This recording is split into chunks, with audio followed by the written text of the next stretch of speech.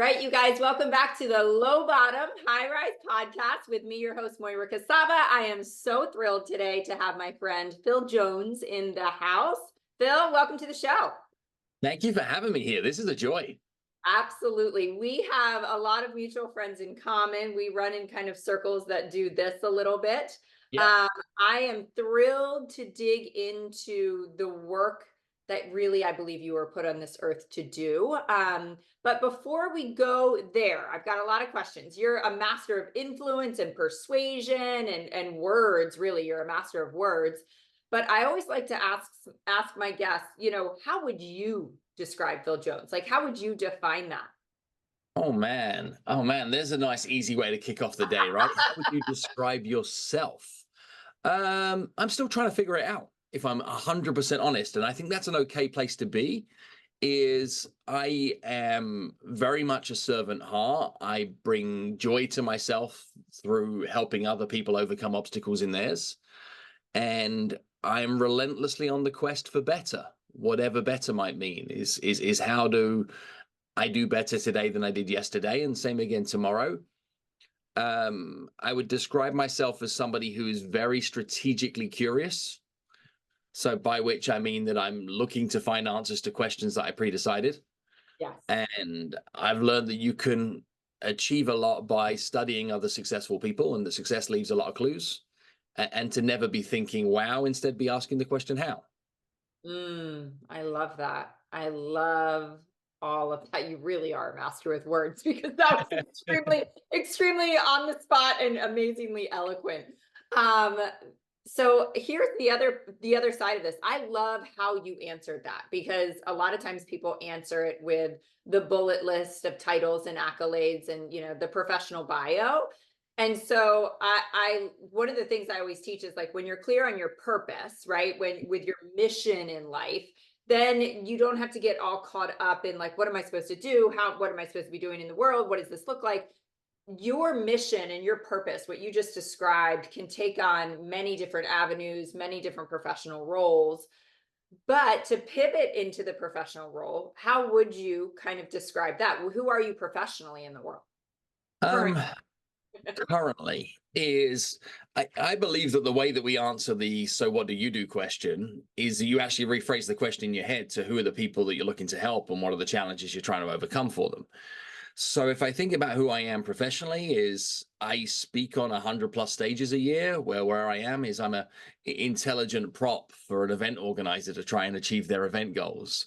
When I think about what I do from a business consultation point of view, is I'm an external mind to apply the experience and the breadth of working with over 800 different industries in 60 different countries to a very specific problem that exists inside a company that can't see past the narrow lane that they're looking for. And I'm an author that's written 11 books, but I've written books for children. I've written books for sales professionals. I've written books for people that are looking to be able to sell that wouldn't see themselves as salespeople. And I think that the through line of who I am professionally is to help people see more for themselves than they've been able to see for themselves at that period of time, and then empower them with the skills to be able to actually go and lean forward. Because there's a lot out there that people do to provide belief and mindset and attitude and habits, etc.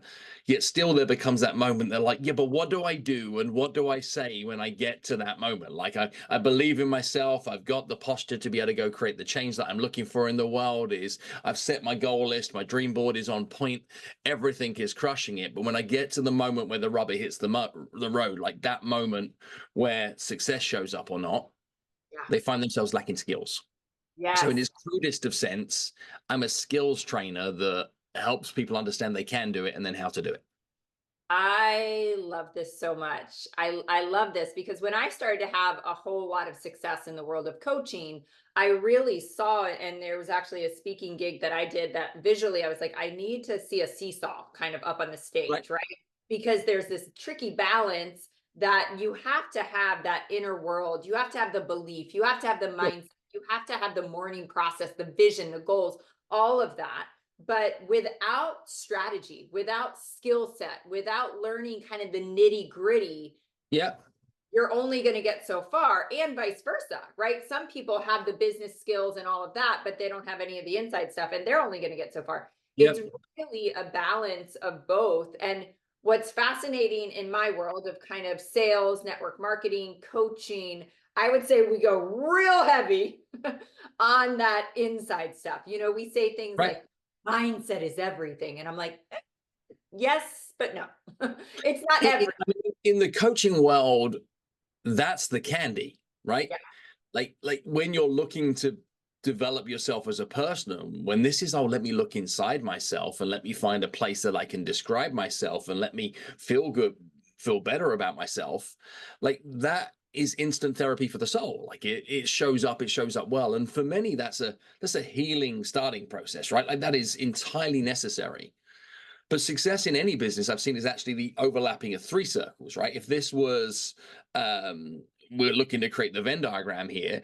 Yes, it's attitude, mindset, etc. That's a big circle, right? And for many, there's lots of work to do there. And then the other is knowledge, like industry knowledge, product knowledge. Like you've got to know, like everything about what it is that you need to know everything about. Like you cannot wing it, not in a world that is full of as much access to data as what it is today. And even if you could wing it in the past, you get found out in the future. So you need to know what it is that you're talking about. And then the third is skills. And I think people sometimes mix knowledge and skills. They think they mix mindset and skills. And like a professional sports um, golfer, race car driver, athlete, etc., is they've got the attitude, right? They know the course, they know which clubs to use, they know how to swing a golf club, they know the strategy, etc. But they still have to spend time mastering their skills. And there isn't a pro on the planet that stops refining, developing, and working their skills. yeah, And many of us in the world of business get to a point where we think we're supposed to have it figured out. right. I love this. And you just kind of glossed over this race car analogy, but I was like, it just hit for me because it's one thing to have the confidence to get in the car, right? Got to Right, have that. It's another thing to intellectually textbook understand how the car works, right, understanding all the ins and outs of the racetracks. Think about being in a classroom, just learning the knowledge right, of this sport.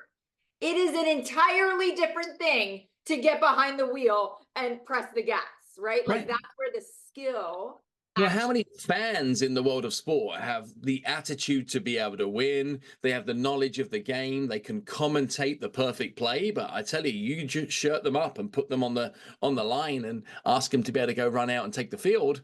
Chances are they're going to be found wanting very quickly because they don't have the skills. yes, which always makes me giggle when I'm in a room full of people commentating on the best athletes in the world. That's I'm it, like, right? I don't know if you could do better, but that aside.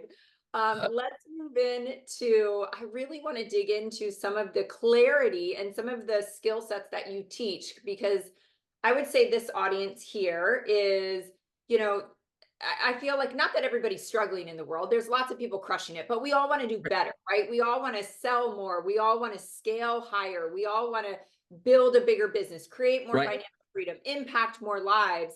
And there's a gap for everyone, I Yeah. think, for where we currently are. And like you said, what do we need to know? What do we need to develop to get better to close that gap to realize the dream that's on the other Right. side of it, right? Whether that's income, impact, whatever it is.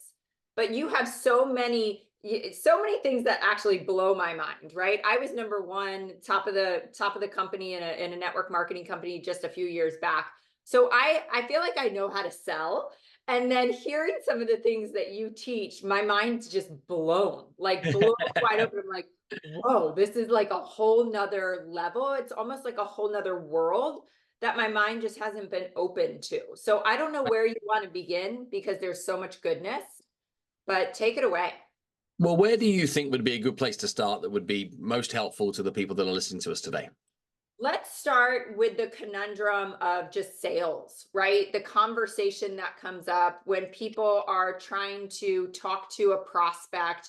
Maybe Right. it's warm market, maybe it's cold market, but the actual words, the actual conversation, right? Like Yeah. what they're just pushing people away. They're getting ghosted in conversations. They're just going about it the wrong way. How can we help those people?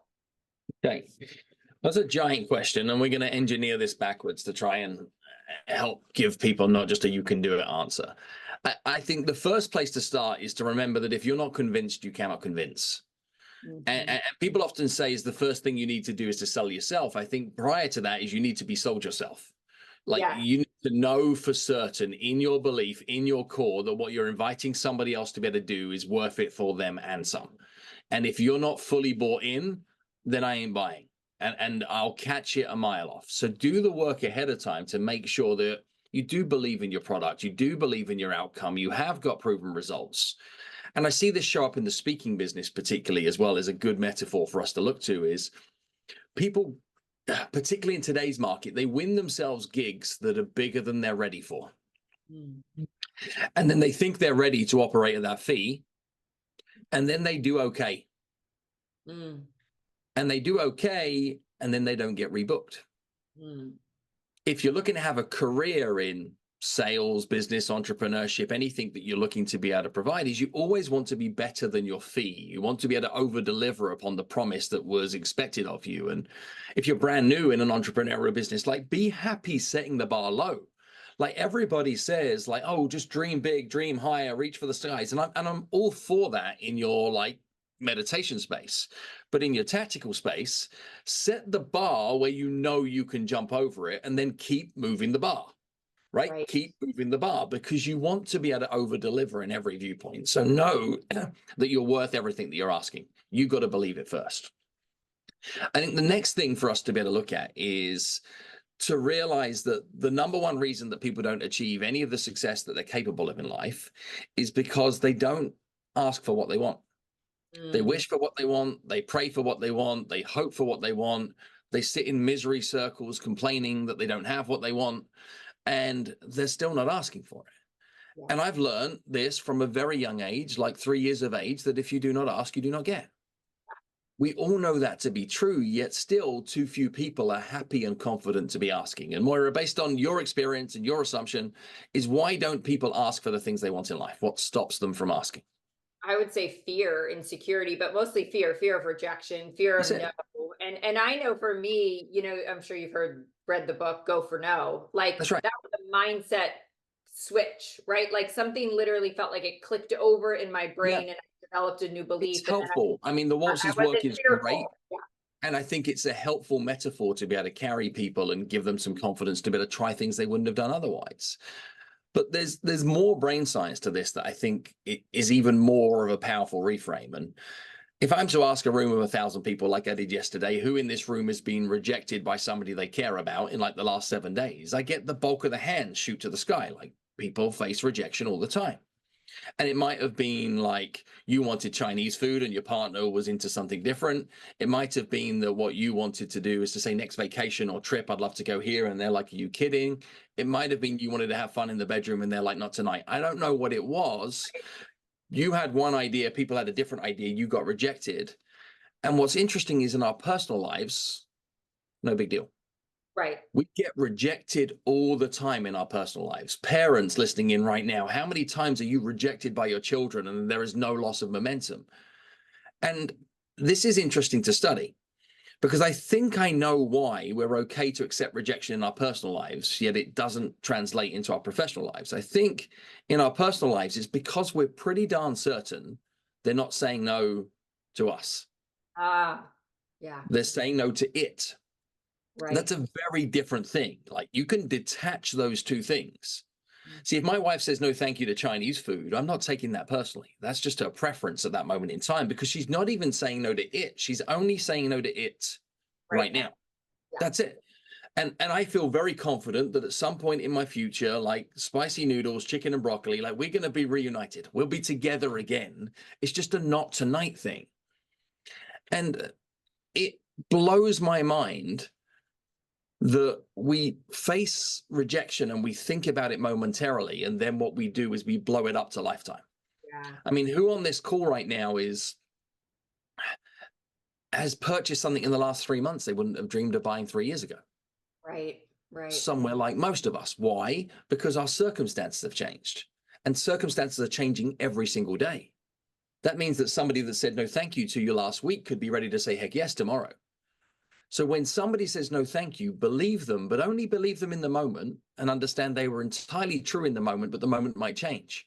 Right. And then hope. And to not take it personally, right? Like we equate professionally that this is, taking a stab at our worth. And it's Right. like, no, it's just not the right time. It's not the right season. The That's right. circumstances aren't aligned, like not a big And keep deal. moving forward, the same as we do in our personal life. Just keep moving forward. And it blows my mind that the rejection we face in our personal life, we deal with like it's no big deal. Yet the rejection we face in our business, we take personal. You're blowing my mind because I'm even thinking about the fine line. There's a thin veil, even with, say, my children who are teenagers, who, if I go to put my arm around them or grab their hand Right. at this age, there's some days where it's like, ugh. And Yeah. that's hard not to take personally. But I Right. also know they're just in a mood. Like that's Right. not gonna be, she's never gonna not hold my hand for the rest of my life. Right.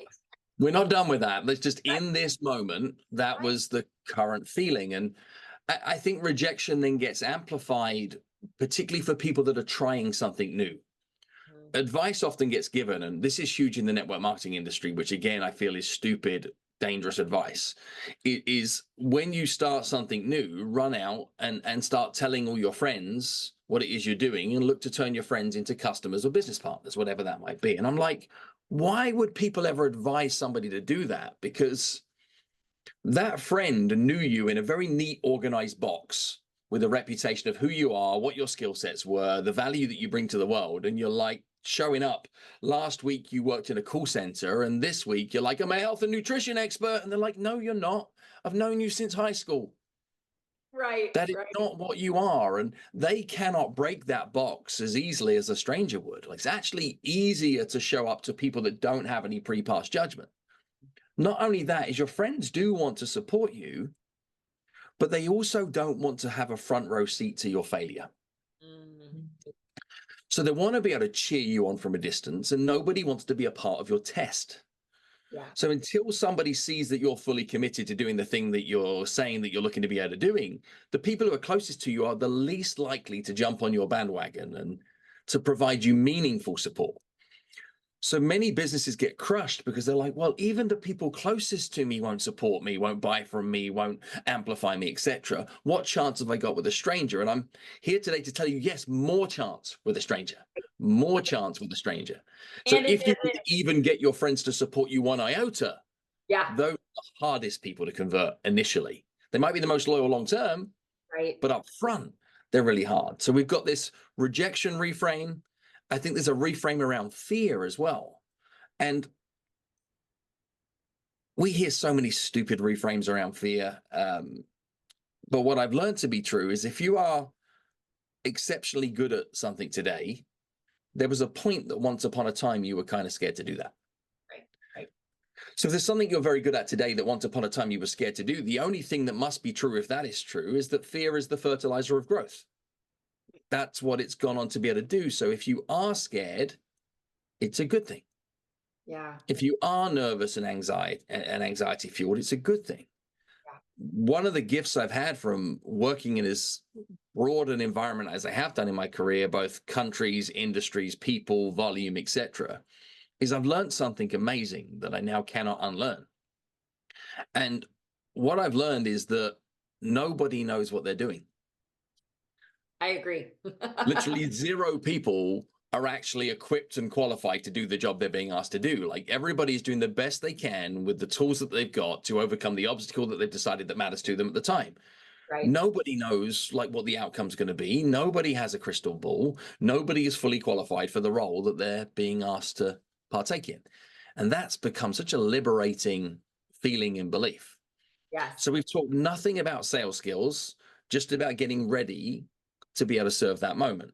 And I think that reframe helps ahead of time. That's internal work. Like believe your product, know the outcomes of the work you look to be able to do. Rejection is part of the game. Fear is the fertilizer of growth.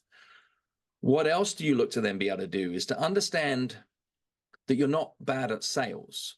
You don't suck at your presentation. You're not terrible at closing. You're not like not skilled at overcoming objections. There is a point in conversation that you're a 2 out of 10, and there are other parts that you're a 7, 8, 9, 10. Right. The whole thing is never the problem. There's a Yeah. thing inside the thing that is the problem. Just like if a machine isn't working, if your laptop is broken, your laptop is not broken. There is a component inside your laptop that is broken. Your boiler didn't break down, a component inside your boiler broke down. You don't suck at racing the car and that's why you came fourth. You made a bad turn. You didn't hit the throttle at the right point in time. There was something with some precision where the engineering of the moment wasn't the way that it could have been. So if you're looking to be able to refine your skills in a sales environment, find the moment that you're looking to get better at. In our work at Exactly What to Say, one of the things that we share as our first cornerstone of conversational excellence is the worst time to think about the thing you're going to say is in the moment you're saying it. I I love this. share it on I stage love and when you speeches. I love when you drive this point home because I was actually just mindset coaching a team Right. and I was kind of explaining like you've got to have the one thing you grab onto, like the one mantra, the one sentence, the couple Yep. of words. And they all understood it intellectually, right?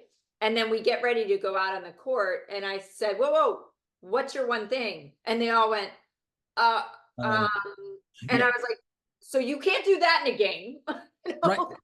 We got to figure this out in advance. And they kind of all laughed like, oh, yeah, I guess she's right. Because I can't be like, pause. I got to think Hang on, about let me get my notebook. right. Right. That's not going to work out. And this is why you cannot get better at sales. You cannot get better at conversation. You cannot get better at leadership. You can just isolate the moments. And an invitation that I would have to all that are with us here today is to decide what are 3 critical conversations that would have the highest impact in your world right now. And a critical conversation is a moment within a moment where your success or failure inside that moment has an over-indexing impact upon the overall success you're trying to achieve. Let me repeat that because that I moved was just fast. going to say, can you repeat that, Phil? A critical conversation is a moment within a moment where your success inside that moment has an over-indexing impact upon the overall success you're looking to try and achieve. And I'll give an example so people can understand. I travel a lot for my business. And that means that I'm away from home and then I'm coming back home. I'm away from home and I'm coming back home. I'm away from home and I'm coming back home. So there are lots of scenarios where I'm re-entering the home following a trip. And my wife has been a superstar, a hero in the background and taking care of our twins and the house and everything else that comes with it. So one of the most important moments, a critical conversation in my life, is what leaves my mouth when I re-enter the home in the trip in the first 15 seconds. That's it. Because if I mess that moment up, there's a strong possibility my evening won't go well. Right. That could compound to a bad weekend. That could compound to a bad month. That could compound to a bad marriage. It could ruin my life. That's an over-indexing moment. And I'm trying to use that for people to understand is there are high impact moments. Yeah. It isn't you need to get better at how you communicate with your spouse. It's you need to find the moments where you have the biggest impact for potential self-sabotage. Mm. And this is the same is true in a sales environment. So when I say to people, pick 3 critical conversations, pick one personal, pick one as a leader, and then pick one that's going to put money in your pocket and obsess about that to an 11 out of 10. Everything else is still important, but these are critical. So maybe, for example, if you are a network marketer and that you're putting all the activity in and you're like, well, where's the moment? Where's the moment? Yeah. I wonder if what happens is that you start communicating with people on text message, they show some interest. And at this moment in time, you show up and throw up all the reasons why what you have is awesome, as opposed to learn how to master that second touch moment, that second move moment. And that's what you highlight is that when somebody says, I'm kind of interested, the same as when somebody says, have you got this in a different size? You Right. don't just try and lead them straight to the checkout. Right. That you spend some time being able to see if this is really a fit. You spend some time really exploring the circumstances of the other person. And in a sales environment, it's actually so easy to know what to say. It's when you realize that your success has nothing to do with you. Right. It has everything to do with the success that you help other people achieve for themselves. So when people are thinking it's about scripts and dialogues and what do I say, it's probably less. It's more so what do you ask? Right. And how do you get to be able to create a greater understanding? And how do you qualify at a deeper level? And the difficulty I think that comes up in that for many people is they're looking for the shortcut, Mm. and then somebody gives it to them. Right. And that might be a play by play. Here's our copy paste message book. Here's our scripting landscape. Here's the playbook I got in my $97 course. Like we give people the answer when what we should have done is give them the question. Yes. And Yeah. when you look at how teachers grade papers with students in schools, they want to see the working out. Mhm. Because if you cannot show how you got to the conclusion, you didn't truly understand. It Yeah. isn't about having the answer, it's about having the method to get to the answer. Because if you work the method to get to the answer, you can create the answer in different environments with more consistency. Mm. So obsess So over good. 3 moments and then do the work to say, well, how do I re-engineer this with confidence?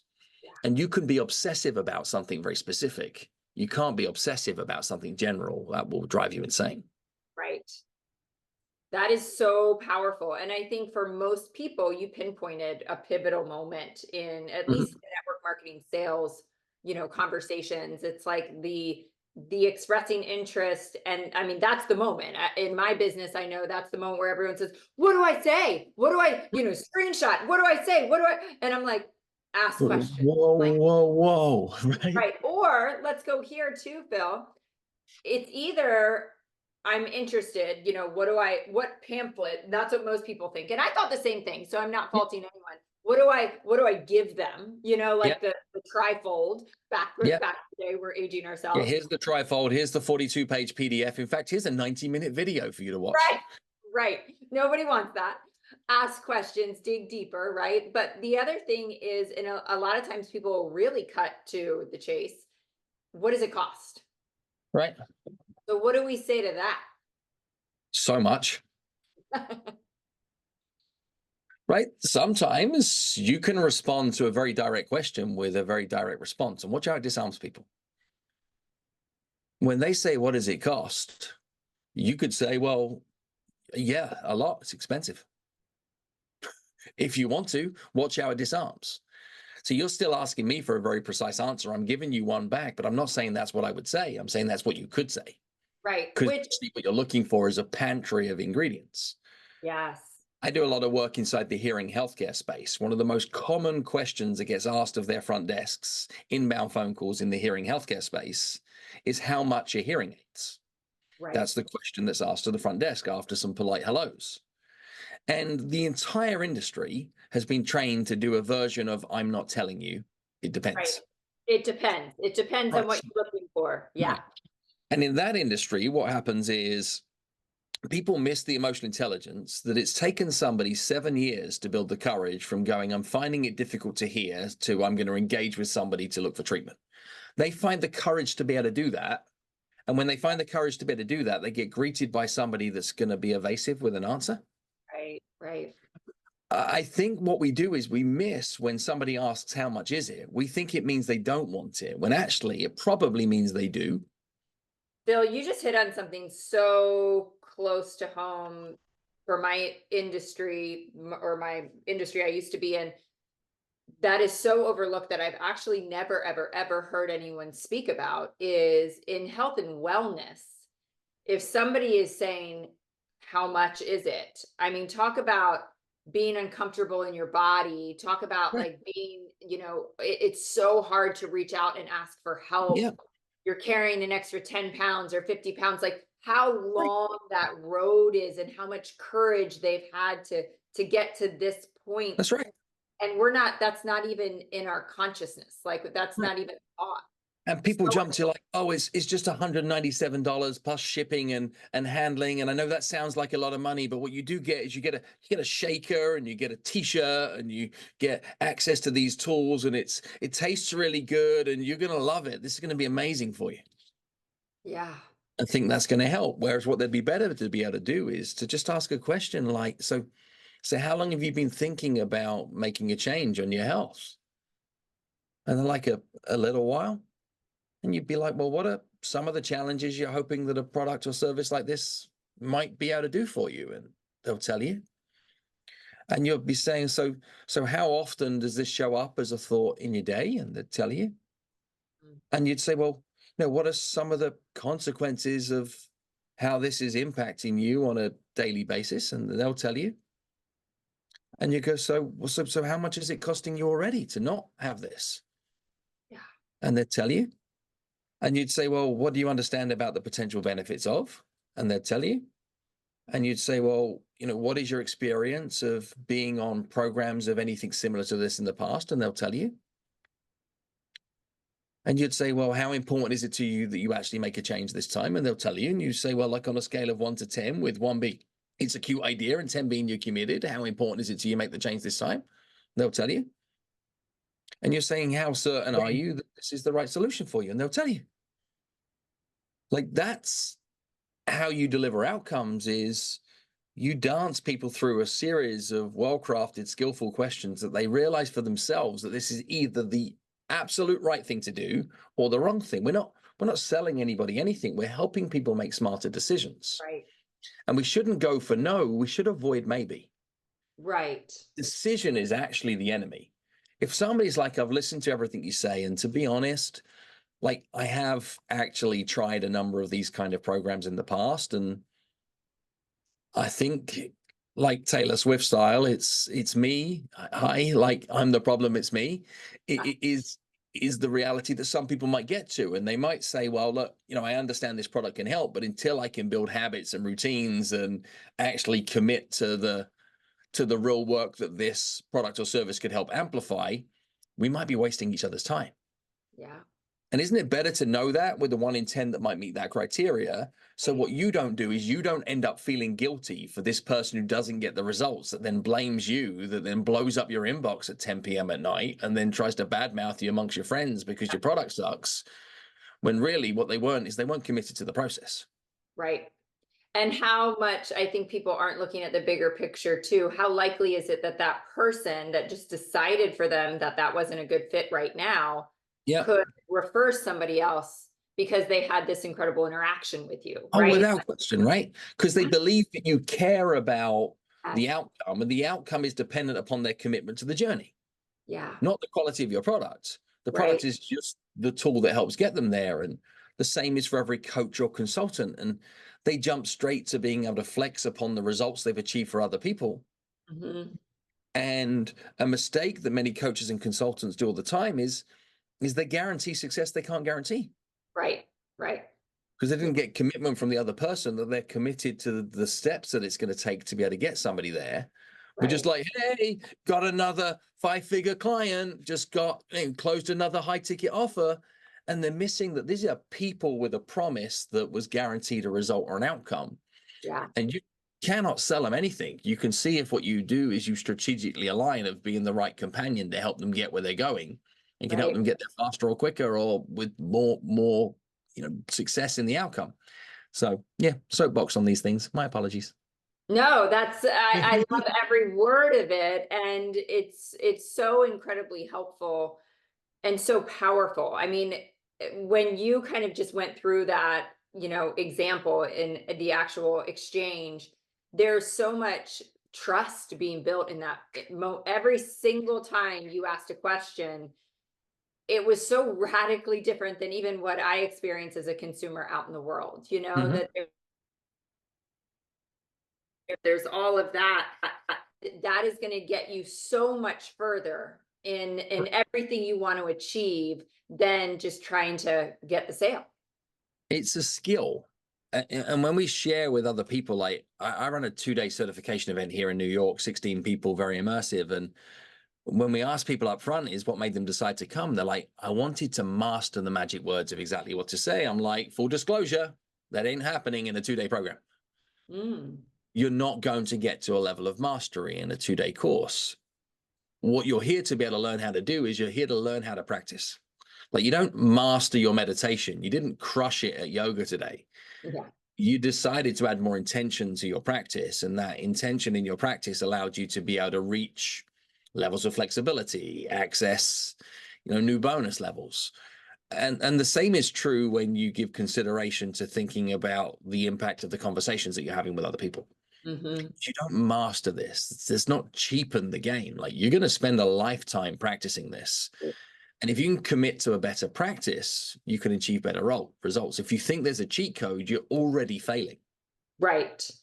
Yeah, so many of the things you said, the kind of the reframes are imperative to have as you're going into this, right? And I think one of the reframes, and correct me if I'm wrong, but I would love to hear your opinion on this, is I can remember kind of when I had the realization that the only way I was going to get really good, but the only way I was going to develop mastery was in the action, was in the That's conversations, was correct. taking the leap of faith, right? That I could get in all the trainings, I could read all the things, but I was never going to hone my skill Right. until I got into action. And so, how do you help somebody over that hump? Because that's something I teach a lot. I'm like, hey, you're not going to get better at social media until you post on social media 1,000 times. You're not going Right. to be mastered in your conversations until you have 1,000 conversations, Right.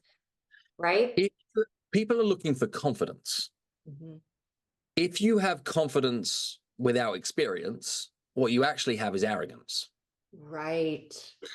Confidence only comes from experience, and true confidence is I've been in a situation like this 1,000 times before, regardless of how this might go, what direction this might twist or turn in. I've got this because I've got this. Yeah. Like people talk about like how do you be so confident in a stage environment? I got 3,500 paid presentations behind me. Right. I've had a fire alarm go off. I've been asked to cut my time by 2/3, 6 minutes before I go on. We've had the power go out in slides. We've had a cardiac episode in the middle of an event. I've been in a situation where I've had a heckler in the room. We have been in a situation where the speaker before went long. We have been in a situation where you're asked to improvise and add another 40 minutes. We have been in situations where um, you're needing to perform on a bad day where you don't feel yourself. You are in a situation where the person ahead of you stole some of your best material because they watched you on YouTube. Like you are in situations where, the introducer did a terrible job of being able to introduce you and you've got to pick it up in there. Like every situation you could think about, I've been there. So that's where that confidence comes from. Yeah. It's not I'm confident that I know how this is going to go. It's I'm confident enough of whatever direction this goes in. I got this. Right. That's a different level of confidence. You only get that with reps. And we're back to the point that I made earlier is yes, people should look to grow, but they shouldn't look to grow too quickly. Right. If you are looking to sustain a long-term career, you always want to be better than your fee, better than your expectation, better than an amplified level of performance for yourself. And network marketing is the best business model in the world because there's next to no recruitment criteria. There's a low barrier to entry. Yeah. And the training that is provided is abundant. Right. Network marketing, direct sales is the worst business in the world because there's next to no barrier to entry, right? There's unlimited earnings potential. There's training that's abundant that is giving people beliefs and outcomes of what could be achieved.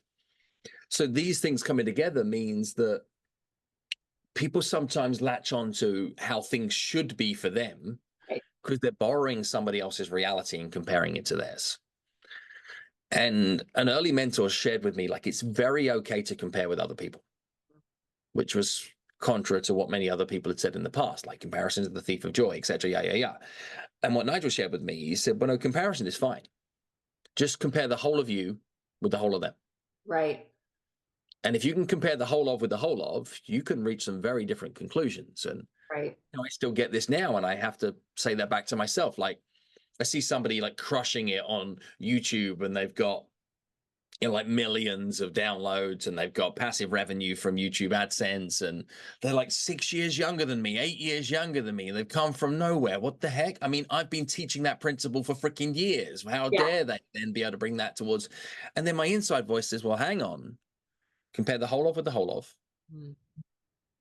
Is in this season of life, like I was serving clients that were paying high 6-7 figure retainers for me to be able to do work inside big businesses. I wasn't building a platform on YouTube. My primary customer is not the broke, starving person that's at home that is looking to buy hope for sale on, at Right. 10 p.m. at night in their PJs. Is my business model is demonstrably different. Is in that season of life I've been committed to my kids and my wife. I have commitments and challenges and obstacles to overcome that other people don't. And you start getting into it and you end up coming up like, good for you, buddy. Love Yeah. what you've done on YouTube. Like you're cheering that person on Yeah. as opposed to wondering why not me. Right. And I think this is where people should look at as they're entering into whatever stage of their career is find yourself a board of mentors, Mm. not one, Hmm. and make sure you got the right people in the right place. Right. And what I would invite people to do, which I think is the most humbling, simple activity that every human being in business can take, is both to have an understudy and be an understudy. Mm.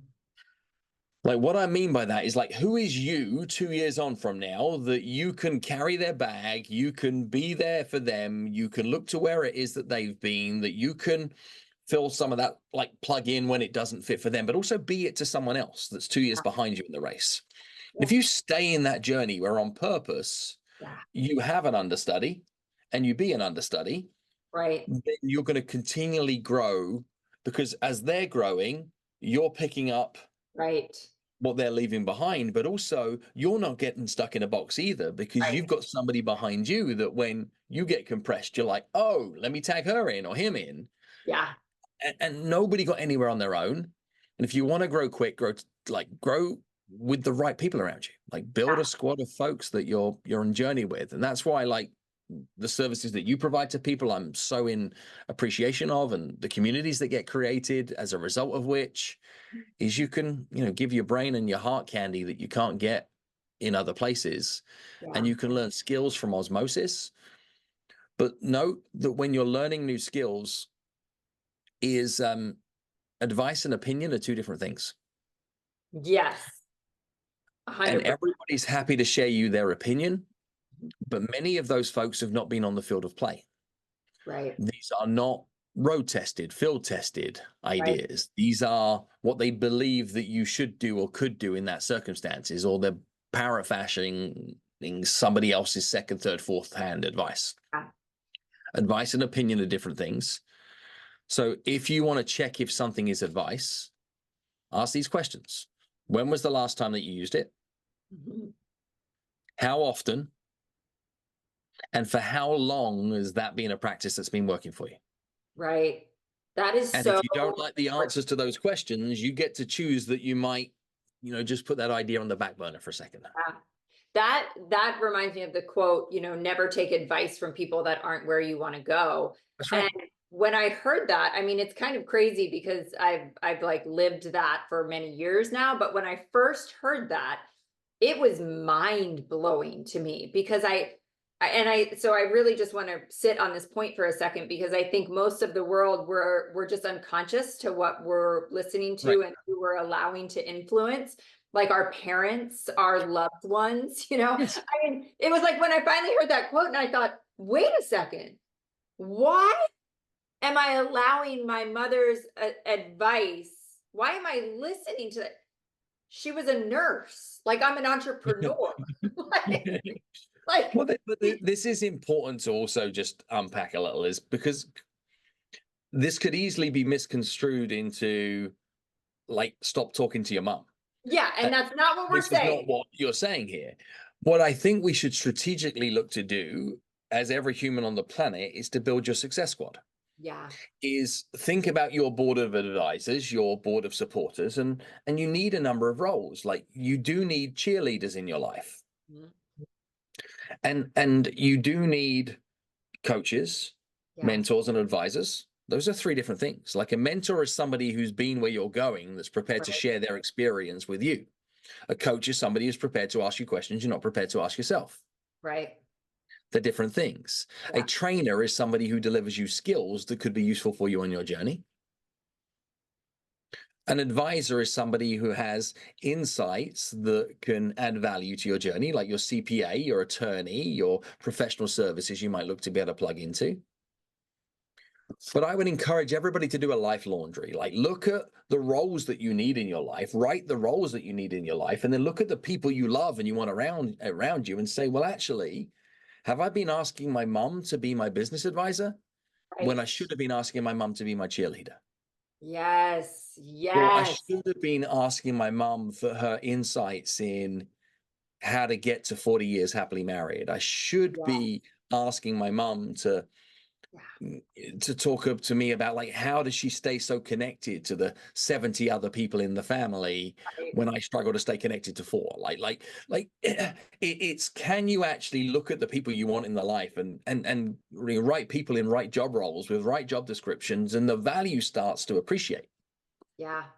So important. One of my mentors once told me, even on my team of, my business team, so my all my assistants and all the roles that I have, he said, you might just have the people in the wrong seat on the bus, That's right. right? Like they're all on the bus, but you might have them just in the wrong seat. So a lot of times we think we got to fire this person or let this person Yeah. go and totally roll. He said, be careful, you might just have them in the wrong seat, Right. right? And Yeah, people do this, particularly in an entrepreneurial journey, is they get back from a long day where their spouse has just finished a long day, and they try to use dinner time to right. say, well, let's unpack a giant business obstacle we're trying to be able to work through at this period of time. And the person you're asking isn't qualified to be able to talk back into that problem. And we create dispute and challenge. And sometimes even learning gateway questions, if you're on the receiving end of that, is, are you looking for my advice right now, or do you just want somebody to listen? Right. That's, And that's an important question right there. right. And then you learn what help looks like to the other person. And then they're like, well, I'm just looking for you to listen. Like, I got this. Let's roll. Right. I'm good with that. But geez, if you want me to advise on this problem, I'm feeling way out of my depth. I love it. I love it. Oh my gosh. Bill, this is so incredibly helpful. So, what I want to ask is, where can people find, well, you've written how many books? 11 total. 11. 11. But the big one. Let's talk about the I mean, big one for a the big second. one is exactly what to say, which is, if we're seeing this on video right now, is this tiny, massive little book. Yes. And Um, you just said it. It's tiny and massive for sure. yeah. Absolutely. And it's a short read, and I wrote it to help people unlock more success language. It's 23 sequences of magic words, but it's not really. Is what it actually is 23 deep-rooted principles around influence and persuasion disguised as magic words. And I've learned that if I try to teach people principles, they struggle to find examples. Yeah. Yet if I teach people examples, they trip over the principles. Yeah. So the book is a pantry of language that can help people have more efficiency and efficacy in their daily conversations to help people make smarter decisions faster. Yeah. Love that. I love that you just said the word pantry. I mean, that's such a great visual of just, let me take Mhm. what I want out and put it into the experience and the action. I love that so much. How can people, besides the book, how can people possibly work with you or get more from you, and where can they find you?